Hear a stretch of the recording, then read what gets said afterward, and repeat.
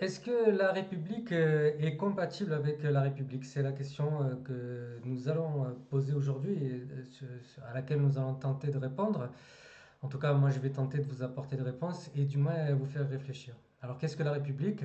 On peut dire que la République, selon la définition qui vient de l'héritage romain, ce sont les choses publiques. C'est ce qui concerne le peuple. C'est la mise en place d'une gouvernance, d'un gouvernement, d'un système politique et institutionnel qui est hérité du peuple. Et donc, qu'est-ce que le peuple? Si ce n'est une évolution continuelle au cours du temps et au cours de l'histoire. Et donc, aujourd'hui, on a affaire à des défis qui sont liés aussi à l'histoire et au choix qu'ont fait la France, la République française, les différents régimes qu'il y a eu depuis la Révolution française, en termes de rapport au monde, c'est-à-dire la colonisation, la décolonisation, la néocolonisation, faire venir les immigrés aussi, qui avaient différentes cultures ou qui avaient différentes pratiques. Alors après encore sur le thème de culture, il faut toujours nuancer, toujours relativiser. Ça, j'en ai parlé dans d'autres vidéos. Aujourd'hui, dire que l'Ukraine serait plus proche de la culture française, par exemple, est une aberration, étant donné qu'on partage plus de 1000 ans d'histoire avec le nord de l'Afrique, avec l'Espagne, avec le nord de l'Afrique, avec l'Italie, et sous l'Empire romain, mais aussi sous d'autres cultures, d'autres civilisations qui ont traversé. Et donc aujourd'hui, ça c'est une aberration de dire ça. Donc alors, non seulement on a un héritage culturel commun avec les populations immigrées qui vivent à l'heure actuelle en France, mais aujourd'hui, comment dire, rendre incompatible la République avec la pratique de religion, avec la pratique d'autres cultures, avec l'existence et la coexistence d'autres cultures, c'est un choix. Parce que justement, qu'est-ce que la République? C'est aussi un choix et un projet de société. Et dire qu'aujourd'hui, c'est-à-dire prendre des gens, les exclure et dire ils ne font pas partie de la culture, et donc nous ne tenons pas compte de leur spécificité culturelle ou de leur spécificité religieuse, de leur choix de vie et de ce qu'ils sont, eh bien, c'est leur dénier leur appartenance au projet républicain. Parce qu'un projet républicain, ça évolue avec le temps, ça évolue avec ceux qui sont là, et donc il a besoin de le redéfinir constamment au fur et à mesure. Et donc, on voit bien qu'aujourd'hui, ce qui se passe avec certaines populations, c'est une stigmatisation. Il n'y a pas besoin d'aller chercher midi à 14 heures, il n'y a pas besoin d'aller crier au wokisme. Ces wokistes qui nous envahissent et qui veulent nous faire croire à une autre réalité, à une autre vérité. Eh bien non, peu importe wokisme ou non, moi ça fait des décennies que je me bats contre ces réalités-là, que je me bats contre le racisme, que je me bats contre ces manières de percevoir l'autre et de considérer l'autre. Et je crois que justement, le défi aujourd'hui de la République, ça serait de se dire, eh bien, comment je m'adresse à l'autre? On a un cadre qui est républicain, on a un cadre qui permet à différentes religions de s'exprimer, on a un cadre qui permet à différentes communautés aussi d'exister. Ce n'est pas interdit dans la République. Mais c'est aussi regarder ce qu'a fait la République au cours de son histoire. Est-ce qu'on a choisi une République qui accepte et qui tolère la diversité? Eh bien non. Le projet républicain n'a pas été comme ça. C'est déjà une histoire au départ entre Girondins et Jacobins, qui a été soit une France qui a été centralisatrice, contre une France qui était plutôt régionale et décentralisée avec différentes cultures. Eh bien, ce sont les Jacobins qui ont gagné. Et malheureusement, dans la plupart des partis politiques, ce sont les Jacobins qui sont représentés, même à la LFI. Même si moi, j'ai pu soutenir ou je soutiens certains éléments de la LFI, eh bien, on peut constater que déjà, d'une part, Mélenchon est quelqu'un qui est très jacobin, qui n'accepte pas la diversité des cultures la diversité des cultures régionales, et que bon, ben, le jacobinisme, de toute façon, est présent dans toute la société. Et donc, ben, ça a annihilé différentes cultures, différentes langues. Aujourd'hui, des langues qui sont totalement en voie de disparition, qui ne sont plus pratiquées naturellement que par un nombre très très très restreint de locuteurs. On ne peut pas dire qu'aujourd'hui il resterait des locuteurs occitans qui le pratiquent dans leur famille presque à 100 à 90% du temps ou à 90% du temps, qui sortiraient de chez eux pour le pratiquer dans leur milieu et parler avec des gens qui parleraient occitan. Il y en a très peu. Il y a les Basques qui font ça, et encore que ça pourrait se nuancer. Quelques Bretons peut-être qui font ça, et ça encore ça pourrait se nuancer. Des Béarnais, donc de l'Occitan, mais des Gascons, gascognophones, je ne sais pas comment on pourrait dire ça. Et donc voilà, on voit que la société française s'est bâtie sur cette exclusion un peu, et puis cette prédominance du français, avec l'argument que euh, s'il y a coexistence de différentes communautés, on va s'y perdre, ça va être un charabia. Eh bien non, ça c'est aussi un projet, et c'est aussi un choix d'exclusion de la diversité. C'est se dire que oh, mais ça va trop nous compliquer la vie, au lieu d'avoir une logique de faire d'efforts, de faire l'effort vers l'autre, de faire l'effort de la découverte, de ne pas être choqué d'avoir des gens qui parlent différemment et des gens qui ont d'autres pratiques, d'autres cultures, etc. Et pas les transformer en des espèces comme dans la soupe aux choux, hein, des gens qui sont parqués dans des espèces de zoos, de cultures, qui vont montrer de temps en temps quelques plats de leur région, qui vont s'exprimer avec l'accent du sud ou avec l'accent du nord ou je ne sais quel accent, pour montrer qu'ils sont différents alors qu'ils n'ont plus rien de différent aujourd'hui du reste de la société française qui est devenue très uniforme. À cela s'ajoutent d'autres couches, d'autres strates dans l'histoire de la construction de la France et de ce qu'elle est aujourd'hui. Et bien c'est évidemment le rapport colonial, celui dont j'ai parlé tout à l'heure, celui que j'ai évoqué tout à l'heure. Et donc l'histoire coloniale qui se fait avec bien sûr les pays d'Afrique et les pays d'Afrique du Nord. Donc l'Afrique subsaharienne, l'Afrique du Nord, avec une proximité très très forte avec l'Algérie, puisque la France a considéré l'Algérie comme sa continuité territoriale, elle le considérait comme un département français. Et donc il y a une spécificité aussi contre laquelle le Front National aujourd'hui crie au scandale de la spécificité algérienne. Eh bien, c'est une spécificité qui a été un peu arrachée lors de l'indépendance algérienne, comme il y a eu des spécificités aussi culturelles qu'ont arraché l'Alsace-Lorraine ou ont arraché la Bretagne aussi par rapport à son aménagement du territoire. Eh bien, l'Algérie en a arraché. Bon, ben, ça fait partie de l'histoire. C'est aussi, ça fait partie d'accords qui ont été négociés lors des accords d'Évian en 1962. Et donc, voilà, donc on a des spécificités, mais voilà, l'histoire l'histoire coloniale fait que ben, on a des populations qui sont arrivées ici, qui ont émigré, qui ont été appelées au moment de l'essor industriel de la France et qui avaient besoin d'une main-d'œuvre et de main-d'œuvre pas chère, peu qualifiée et qui allait pouvoir faire des tâches que la population française, en tout cas, n'était pas en nombre suffisant pour pouvoir réaliser, ou peut-être n'avait pas envie, ou etc. Et donc, en tout cas, ça répond à une logique des industriels. Et ça ne répond pas à une logique peut-être de la volonté des habitants. Mais ça, c'est une autre question. C'était un choix à une époque. Ce qu'il faut réaliser, c'est que ce n'est pas la faute des immigrés s'ils sont venus, mais c'était une politique gouvernementale en accord avec les industriels pour abaisser les coûts de production. Et ça a toujours été la logique. Donc, encore une fois, quand on reproche aux immigrés ce qu'un État fait et qui est arrivé, eh bien, on se trompe de cible. On se trompe de cible parce qu'on ne regarde pas à nouveau qui a été à l'origine de ça. C'est un gouvernement, ce sont des industriels qui ont aussi décidé de coloniser, qui ont aussi décidé de profiter de main-d'œuvre qui était extrêmement peu chère, de terres qui étaient en abondance de l'autre côté de la Méditerranée et sur lesquelles ils faisaient de la céréaliculture, sur lesquelles ils faisaient de la viticulture. Bon, voilà, après, c'est un autre. C'est une histoire économique sur laquelle moi je reviendrai dans d'autres vidéos.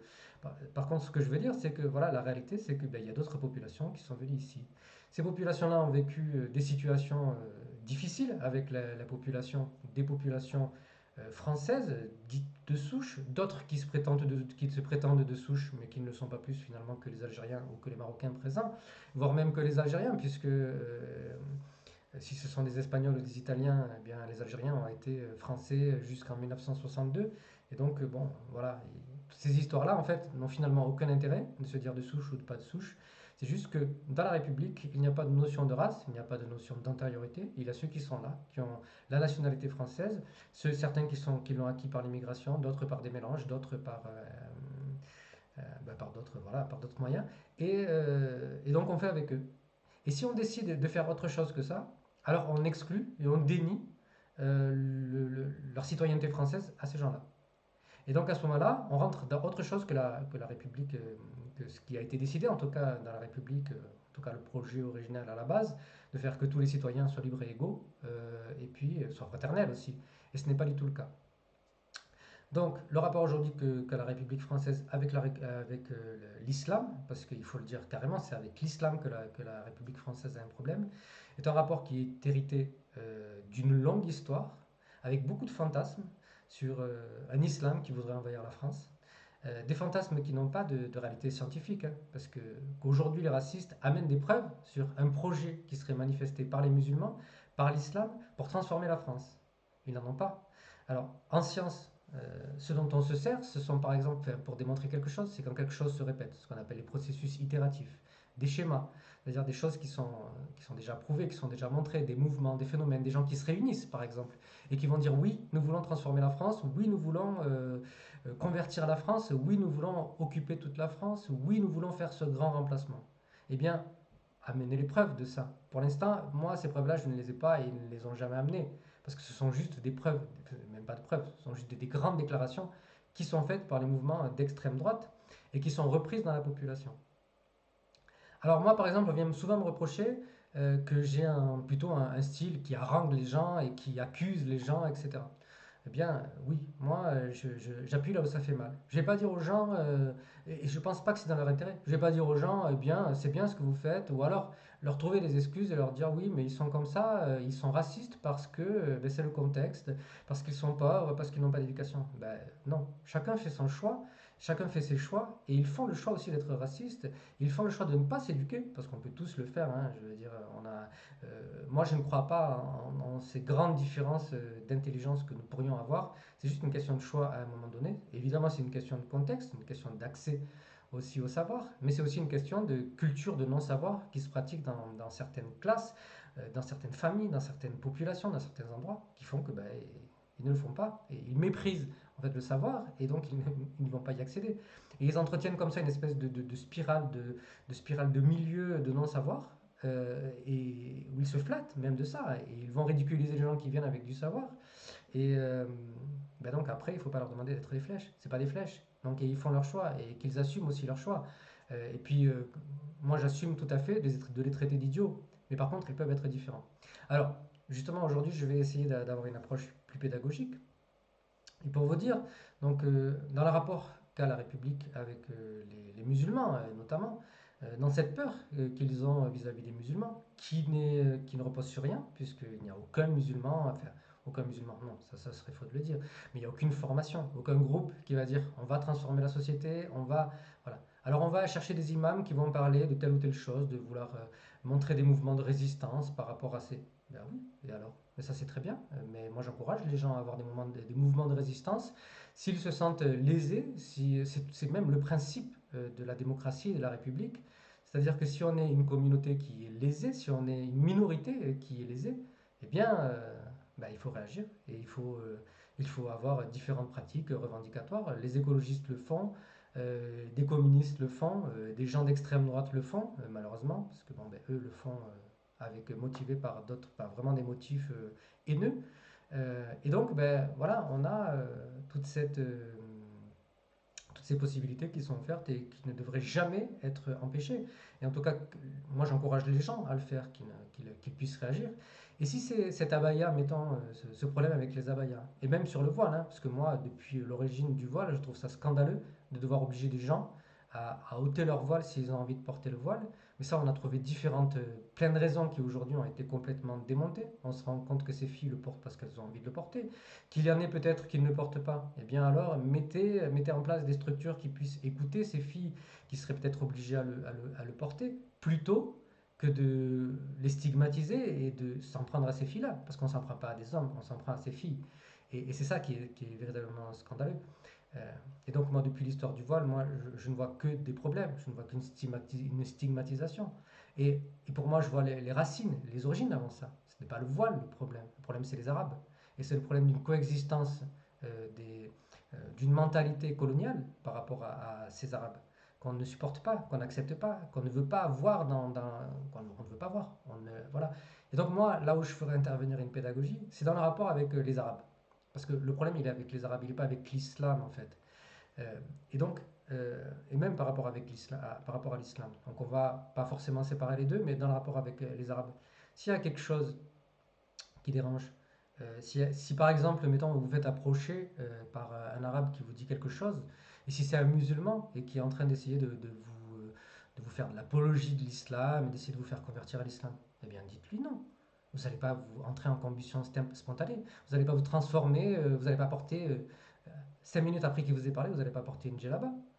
Il n'y a rien qui vous. En fait, ce que font les témoins de Jéhovah, si en tout cas certains musulmans font ça, parce que moi j'en ai jamais vu, c'est ce que font certains témoins de Jéhovah. Et donc il n'y a. Voilà, vous n'avez pas explosé parce qu'un arabe et un musulman vient vous mettre le doigt dessus. Et c'est ça qui est terrible, en tout cas dans ce rapport et dans ces représentations, c'est qu'on se retrouve encore dans des représentations qui sont héritées de la colonisation, qui sont, si tu m'approches, toi, en tant qu'arabe, eh bien, c'est indécent, c'est scandaleux. Tu viens attenter à ma pureté, tu viens me salir. Et c'est ça, en fait, qui existe. Il ne faut pas se voiler la face, il faut se dire les vrais mots. Et moi, j'enrage contre les populations d'origine immigrée, en tout cas, pour ne pas aller franchement au-devant des gens pour aller leur dire, mais arrête de me considérer comme ça, mais pour qui tu te prends? Mais qu'est-ce qui te donne ce droit-là? Et puis peut-être je les appellerai aussi à leur évoquer l'histoire, que leur histoire n'est pas si, ne leur donne pas le droit de se sentir si supérieur ou si prétentieux, puisque à des époques différentes, chaque partie du monde a eu des époques totalement glorieuses, pendant que l'Europe a eu des époques beaucoup moins glorieuses que ces civilisations-là. Et donc si on prenait ça comme motif de pouvoir se sentir supérieur, eh bien alors l'histoire démentirait le contraire. Et donc il faut tous revenir à plus de modestie dans nos rapports. Et je crois que justement, l'avenir de la République, ou l'avenir d'une République, ou d'une société, parce que moi personnellement, je vais vous dire, hein, et j'ai le droit de le dire, c'est tout à fait mon droit, et ça devrait être le droit de tout le monde de le dire. Mais moi, la République ne m'intéresse pas. Moi personnellement, je crois en des systèmes politiques décentralisés, je crois plutôt au pouvoir des peuples locaux.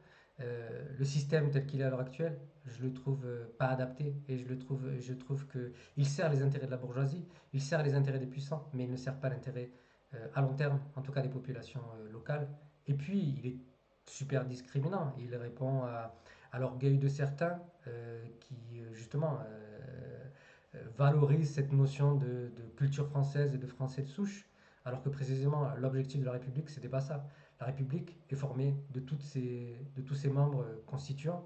Et donc, tous ces membres constituants viennent avec des valeurs différentes, avec des cultures, avec des foi différentes, avec ou des sans-foi, ou voilà, des idées, des envies totalement différentes. Et puis c'est justement l'objectif de pouvoir composer avec ça. Et on voit qu'à l'heure actuelle, on n'a pas du tout ce modèle-là de république. Et que donc, eh bien, voilà, il faut que les gens décident quel type de système ils veulent. Et moi, j'encourage évidemment à ce qu'on ait un système qui puisse représenter toutes les composantes de la société, qui puisse faire qu'il y ait des médiations et qu'il y ait des dialogues entre toutes les composantes de la société.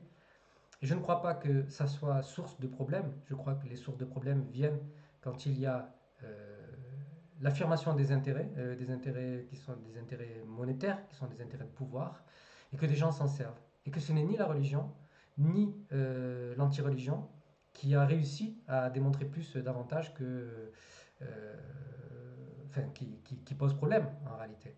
Et que les antireligieux vont dire oui, mais c'est les religions qui ont fait des guerres. Mais en réalité, les antireligieux, ou du moins les systèmes qui étaient religieux, qui n'étaient pas religieux, ont démontré aussi qu'ils faisaient tout autant de morts, si ce n'est plus, puisque la Deuxième Guerre mondiale n'était absolument pas une guerre religieuse, que c'était une guerre affreuse, que c'était pas une guerre où il y avait des bons et des gentils. C'est faux, il faut vraiment s'enlever ça de la tête. La guerre mondiale était une guerre entre puissances et des puissances coloniales qui pratiquaient des horreurs dans leurs colonies. Donc, mais le problème, c'est qu'on a une partie de ces deux belligérants qui n'a jamais reconnu ses torts et qui n'a jamais été jugé devant un tribunal. Nuremberg, c'était bon pour les Allemands, mais c'était pas bon pour la France et c'était bon pour l'Angleterre, qui étaient pourtant des puissances coloniales et qui ont commis des horreurs. Donc ils n'ont jamais eu de jugement, ils se sont dit nous sommes les bons et ils ont continué, ils ont prospéré comme ça. Personne ne leur a dit, et c'est ça mon objectif, c'est-à-dire qu'à un moment donné, il faut faire face aux réalités. Euh, que les gens en soi, qui sont des gens simples de la vie de tous les jours, se disent mais moi je ne suis pas responsable de ce qui se passe au Niger. Ok, mais à ce moment-là, prends position. Prends position pour dire je m'oppose à mon gouvernement dans ce qu'il fait au Niger. Je vais essayer de faire des choix, que ce qui soient des choix de consommation, ou des choix politiques, ou des choix associatifs, ou des choix militants, qui font que je me désolidarise totalement. J'essaie de couper tout pont avec cette économie qui est prédatrice, que j'essaie de couper tout pont avec ces gouvernements qui font des guerres pour piller en Afrique, ou au Moyen-Orient, ou en Amérique latine, ou en Asie, de façon moindre à l'heure actuelle. Mais en Asie, il y a eu aussi des problèmes qui ont été liés à ça. Bon, on prend le cas de l'Afghanistan, puisque voilà, l'Afghanistan est en Asie, l'Irak est aussi en Asie. Donc, mais bon, je parlais de Moyen-Orient, voilà. Mais bon, Euh, L'Asie a aussi connu des problèmes géopolitiques qui ont été liés au pillage des ressources. Mais ça, c'est une autre histoire, puisque j'en parle souvent, les pays d'Extrême-Orient ont été des pays qui ont été moins colonisés, et une corrélation existe très forte entre des pays qui ont été moins colonisés, voire pas colonisés, et leur niveau de richesse et de mainmise et de maîtrise de leur économie à l'heure actuelle. Et donc, voilà. Alors, euh, comme je vous disais, la méthode pédagogique, en tout cas, c'est aller voir les gens, enfin, demandez-leur, posez-leur des questions, tout simplement. S'ils veulent vous répondre, tant mieux. S'ils ne veulent pas vous répondre, tant pis. Essayez avec quelqu'un d'autre. Trouvez des moyens de créer un dialogue avec les gens. Trouvez un moyen de créer une société qui soit multiculturelle, multiconfessionnelle. Et ça, qu'elle soit laïque, ben, c'est déjà de fait. Mais quand elle va plus loin, quand cette laïcité va plus loin, et là, on le voit bien, elle stigmatise totalement des populations et c'est une hypocrisie de dire le contraire. Aujourd'hui, il y a une atteinte qui est très grave au niveau des droits humains, des droits des gens qui est dans leur pratique, dans leur religion, qui est manifestée depuis la première loi sur le voile et qui se cherche toutes sortes d'excuses pour justifier euh, d'aller dire à des gens comment ils doivent s'habiller, comment ils doivent parler, comment ils doivent se tenir. Et comme on l'a fait comme les Allemands l'ont fait pour les Juifs, mais aussi le reste de l'Europe, eh ben, diaboliser, fantasmer, prêter des intentions à des gens, diaboliser tous les comportements, aller chercher, faire du cherry picking et aller chercher des informations sur les sites internet, sur ce que diraient des imams, sur ce que diraient des gens, un tel ou un autre, pour généraliser à une population. Et ça, c'est très facile. Moi, demain, je vous diabolise un groupe sans problème. Et donc, c'est ce que font les médias à l'heure actuelle, mais tous les médias, hein. Je veux dire, l'autre jour, j'entendais une émission où il y avait un bonhomme, je crois, de France 2 qui disait oui, mais nous ne sommes pas comme ça. Mais si, France 2 joue totalement dans cette dynamique-là. Et moi, je peux vous le prouver. Je vous fais n'importe quelle analyse de différents médias et je vous prouve que ces médias-là créent des monstres et font que les gens, effectivement, vont se monter les uns contre les autres. Mais enfin, pour l'instant, il n'y a qu'une population qui se monte contre l'autre, c'est la population majoritaire contre des minorités. Et pour l'instant, ces minorités ne disent rien et absolument rien. Qu'il y ait des manifestations, enfin qu'il y ait des manifestations de violence dans les banlieues, c'est un autre problème. C'est un problème des banlieues. Et ce problème des banlieues, il existe partout sur la planète. Donc dès qu'on a de la pauvreté, dès qu'on a des banlieues, on a de la délinquance, on a des gens qui commettent des actes de vandalisme, etc.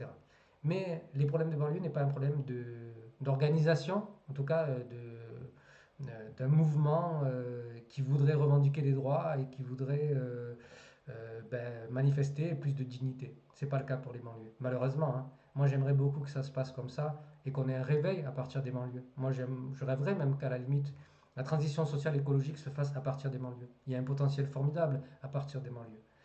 Mais pour l'instant, ça ne se fait pas comme ça. Et la communauté musulmane non plus ne réagit pas, se laisse complètement faire par rapport à ça. Alors bien sûr, il y a des influenceurs dans les médias, il y a des gens qui font des vidéos. Moi, je fais des vidéos, mais pour l'instant, elles ne sont pas écoutées parce que j'ai pas de stratégie de ça. Je ne vais pas sur YouTube pour aller chercher des centaines de milliers de voix. J'essaie de le faire de temps en temps, puis je laisse tomber. J'ai autre chose à faire pour l'instant. Mais après, voilà. Je lance aussi un appel, hein, d'ailleurs, si certains veulent m'aider à réaliser des vidéos, faire les montages vidéo, etc. Et puis les diffuser, et puis trouver des canaux de diffusion, et puis avoir des stratégies pour rendre ces vidéos populaires, et puis sur différentes thématiques aussi, eh bien, n'hésitez pas. Moi, je suis ouvert à toute cette coopération pour créer une chaîne justement pour faire de la réinformation pour le vivre ensemble, mais aussi la transition sociale et écologique, pour la défense aussi des intérêts des pays qui sont opprimés, des pays pauvres, et puis des classes sociales qui sont opprimées, des minorités qui sont opprimées. Moi, c'est vraiment mon dada, mon cheval de bataille. Et donc aussi, n'hésitez pas à partager cette vidéo. Je le dis assez peu, mais prenez le réflexe pour justement faire vivre un petit peu ces idées. Je sais que ces idées ne sont pas faciles à entendre. Elles sont un peu dures parce que je ne vais pas dans le sens, je vais pas être consensuel, je ne vais pas flatter et comment dire, passer de la crème sur le dos des gens. C'est pas mon intérêt. Si effectivement, dans ma vie de tous les jours, moi quand je vois des gens, ce sont des gens super sympas, etc. Moi je vois aucun intérêt à aller leur dire là-bas mes quatre vérités en face. Je suis quelqu'un de très doux et de très sympa avec les gens au quotidien. Mais par contre, quand je m'adresse de manière générale comme ça à des problématiques, des fois j'ai dit vous, et c'est intentionnel. Je pense que le vous, il est plus porteur pour dire à ceux qui se reconnaissent dans cette situation-là, eh bien, voilà, si vous faites ça, eh bien moi je vous dis, vous vous trompez. Et moi, je me dis, ben, vous êtes raciste, vous vous comportez mal, c'est-à-dire vous faites du mal, vous nuisez à certaines personnes, vous les mettez mal à l'aise. Et donc voilà. Et puis ben, moi, je prends aussi mon exemple de vie au quotidien, parce que ces gens-là, en fait, qui ont des comportements qui sont, comment dire, malveillants envers les minorités, mais moi, je les subis au quotidien. Et les autres personnes, certaines sont dans la transition sociale et écologique, sont militants, mais ne réalisent pas ce qu'on vit au quotidien. Ils se disent juste, oh oui, mais non, c'est pas comme ça. Mais en fait, ils en savent rien. C'est pas eux qui sortent tous les jours, qui vont voir le regard des gens, la manière, la différence en fait de comportement. Et je sais pas, je pense que vous devez savoir, dès que quelqu'un a un comportement plutôt différent avec vous et qui est inégalitaire, qui va plus mal vous parler à vous qu'à d'autres personnes, ben, vous le vivez mal. Mais nous, c'est constamment, au quotidien. Alors, on va avoir un rapport de 70-30 de gens qui se comportent vraiment différemment avec nous. Bon, bah, après, on peut avoir aussi de superbes situations où on a des gens qui vont au contraire vous sourire, être sympas, des fois des vieux, des fois des jeunes. Bon, ben, c'est super. Mais ben, ça reste une réalité, ça reste du 70-30 et c'est vraiment très très difficile à vivre au quotidien. Et ça, comme les gens ne vivent pas, ben, ils se disent non, non, mais nous c'est super, en France on est un super pays, on n'est pas du tout comme les États-Unis. Eh bien, c'est faux. Il faut vraiment que vous vous sortez cette idée de la tête. Et donc, il faut vraiment que vous cultiviez aussi une manière différente d'aborder les gens, d'aborder les minorités, d'aborder les gens qui sont différents, quelle que soit leur confession, quels que soient leur, leurs engagements aussi, leurs engagements politiques, bon, sauf l'extrême droite. Hein, moi, je ne suis pas tolérant du tout. Mais enfin, je vous dis ça, ce soir, je viens de parler à une dame. Je raconte une petite anecdote. Je viens de parler à une dame qui, à l'époque où bah, c'était l'année dernière, hein, j'étais extrêmement malade et je sortais de l'hôpital, j'étais livide. Et c'est une dame qui, auparavant, peut-être un an auparavant, j'étais sur mon vélo et je me promenais dans mon village. C'est une dame qui me connaît depuis que je suis tout petit, j'ai joué avec son petit-fils et qui m'a pas reconnu et qui m'interpelle. Et qui me dit, vous cherchez quoi? Et on avait bien reconnu qu'elle cherchait en fait à savoir ce que je faisais là et est-ce que je cherchais à voir si je faisais du repérage de maison. Et ben, elle me l'a fait comprendre, en tout cas. Vous cherchez quoi? Vous cherchez qui? Pourquoi vous promenez là? Mais c'était vraiment un interrogatoire qui était intrusif. Et donc, j'ai rien répondu à ce moment-là. J'ai réalisé qu'après, enfin, surtout, elle ne m'avait pas reconnu. Et donc, quand je l'ai revue, cette fois-là, et surtout malade et pas très bien, je lui ai dit, mais excusez-moi, mais plusieurs fois vous me dites bonjour.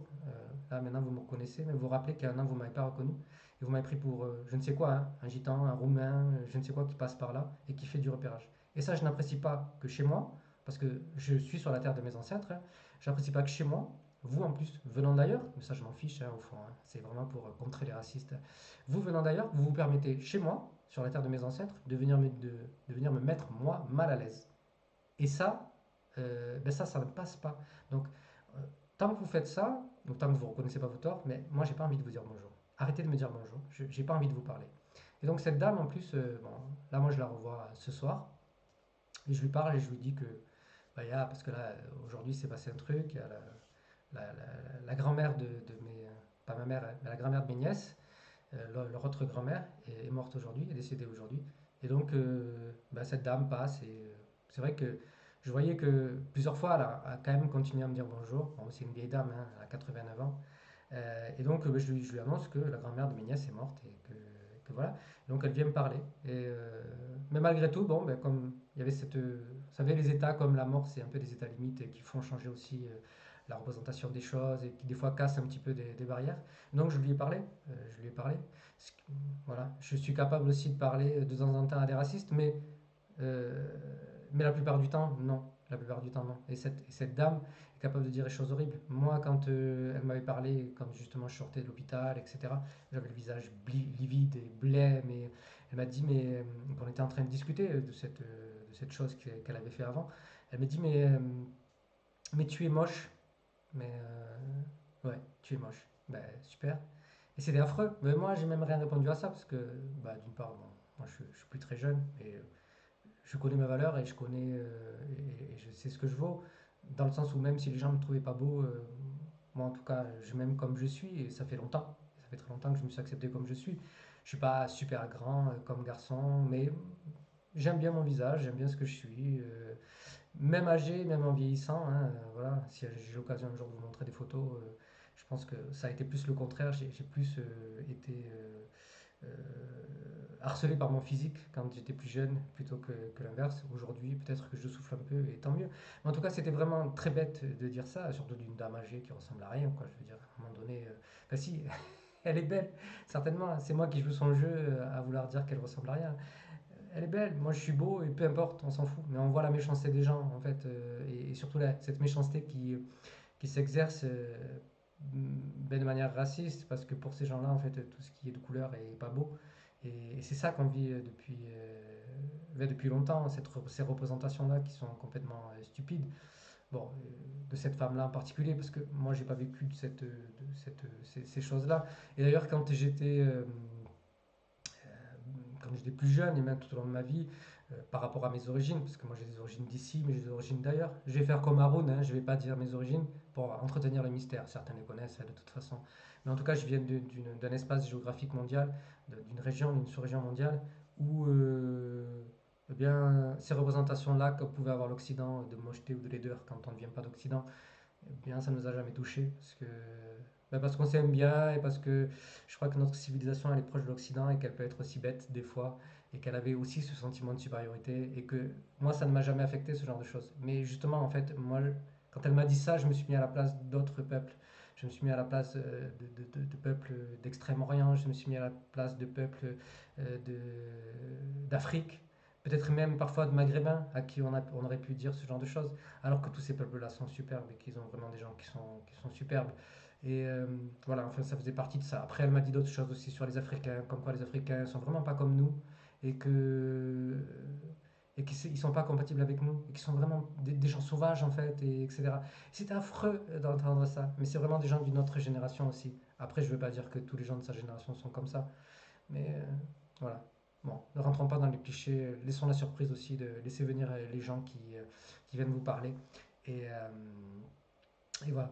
Donc voilà, c'est pour vous dire que vraiment on n'y arrivera pas si les gens ne changent pas de conception les uns envers les autres et qu'au lieu de fantasmer sur des choses qu'ils entendent, ils se mettent plutôt à poser des questions, à aller voir l'autre. Et puis bah, si l'autre veut vous convertir, si l'autre vous parle de sa religion, si l'autre...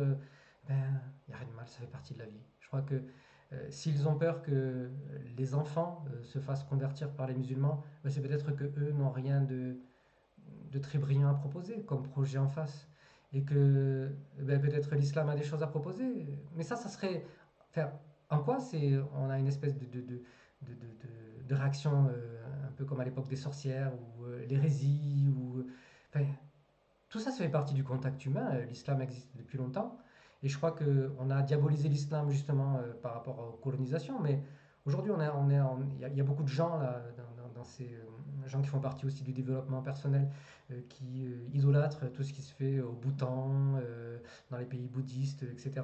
Mais je crois qu'on peut autant trouver, par exemple, tout à l'heure, je voyais quelque chose sur le Bhoutan, qui est un pays qui a l'air merveilleux et superbe, et qui est aussi un pays qui à ce rapport de l'équilibre entre la nature et les sociétés humaines, etc. Et donc, qui effectivement est un modèle pour l'équilibre et les sociétés humaines. Mais je crois que ces conceptions-là existent tout autant dans l'islam. Et je crois que si, par exemple, un pays comme l'Afghanistan, si l'Afghanistan n'avait pas été au cœur d'enjeux géopolitiques, coincé entre la Russie, l'Afghanistan, ça c'était pour l'époque récente, mais à l'époque aussi coloniale, coincé entre la Russie et l'Empire britannique, euh, s'il n'avait pas été justement cette marche entre différentes civilisations et avec des enjeux géopolitiques, eh bien l'Afghanistan aurait pu être le Bhoutan, c'est-à-dire un pays qui vivait avec un certain équilibre avec la nature, qu'on retrouve aussi au nord du Pakistan dans l'Himalaya et au nord de l'Inde aussi dans l'Himalaya.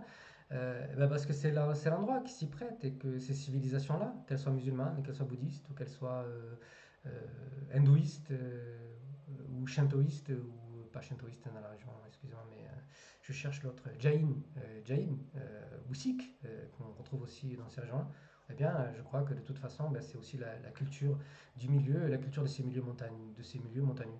Et dans la religion musulmane, on trouve ce rapport à la nature, on trouve ce rapport aussi de ne pas couper les arbres, on trouve ce rapport de préserver l'eau et de très peu consommer d'eau, ben parce qu'évidemment, dans les milieux désertiques, c'est une logique. Mais comme l'islam est aussi prétend avoir une logique universelle, alors ben, c'est aussi une logique qui s'applique à des milieux moins désertiques, Et parce que de toute façon, l'islam concerne des régions, au moment où il est apparu, des régions qui étaient franchement désertiques, comme les plaines qui se trouvent en dessous de la Mecque, mais aussi les régions plus montagneuses où les précipitations sont plus abondantes, mais l'impératif de conserver l'eau a toujours été vraiment important. Et à l'époque, l'eau n'était pas un problème majeur puisque les climats ont pu être plus humides et puis les populations étaient surtout beaucoup moins denses qu'aujourd'hui. Aujourd'hui, on a des populations qui sont artificiellement trop denses dans ces pays-là, dans ces régions-là, mais partout sur le reste de la planète, et qui sont permis justement par la production industrielle. Mais il va falloir aussi réfléchir à ces problématiques-là. Mais ça va être dans une autre vidéo. Donc voilà pour tout ce qui est justement le débat républicain. Je crois qu'une république, c'est un projet qui se discute, qui se forme avec toutes les parties de la société. Et non, vous n'allez pas vous enflammer parce que vous parlez avec des musulmans. Et non, vous n'allez pas vous enflammer parce qu'il y a des musulmans qui existent. Il n'y a aucune preuve scientifique qu'il existe un projet musulman de transformer la France. Donc, ben, arrêtez de vous monter le chou et vivez simplement avec les gens. Et en plus, vous perdez beaucoup de choses à ne pas tirer de cet échange. Et c'était la pratique qui existait précisément entre la France et le reste de la Méditerranée pendant des siècles. La Méditerranée était un espace d'échange et de contact. Et tous les pays de la Méditerranée ben, se pratiquaient les uns les autres. Ils avaient des communautés qui étaient présentes chacun dans l'un des ports, dans chacun des ports. Marseille avait des communautés musulmanes tout au long de cette histoire. Et Marseille avait des communautés musulmanes, et Alger avait des communautés franques, enfin françaises, au Caire également, puisque moi je l'ai étudié, il y avait un quartier franc au Caire, on appelait ça un quartier franc, mais c'était pas des francs, c'était des Français, et ainsi de suite. Et tous avaient, parce que tous commerçaient ensemble et avaient des échanges économiques. Et il avait également un sabir, qui était ben, un langage parlé et qui était un mélange de toutes les langues, sans forcément de structure ou de grammaire spécifique à soit la langue française ou espagnole ou les dialectes algérois, les dialectes arabes, différents dialectes arabes et dialectes italiens, etc. Et en fait, c'était un sabir turc aussi, vénitien, etc. Et donc tout ça avait ouais, voilà, c'était une langue et une langue qui était, les gens se comprenaient entre eux et ils savaient pas de mal. Et aujourd'hui, on a vraiment l'impression, on est vraiment sur une culture qui est très figée. On a l'impression qu'il y a quelque chose voilà, des gens qui s'accrochent à quelque chose de très rigide et qui va leur desservir. Parce que toute société qui se fige comme ça et qui se rigidifie autour de la culture, autour de la langue, est une société qui est destinée à mourir. Et ça, c'est une règle historique. Voyez, allez chercher les évolutions historiques, allez chercher les différentes civilisations, et puis bah, vous aurez la réponse. A bientôt, partagez la vidéo, n'oubliez pas de liker, mettez des likes et partagez la vidéo. Merci.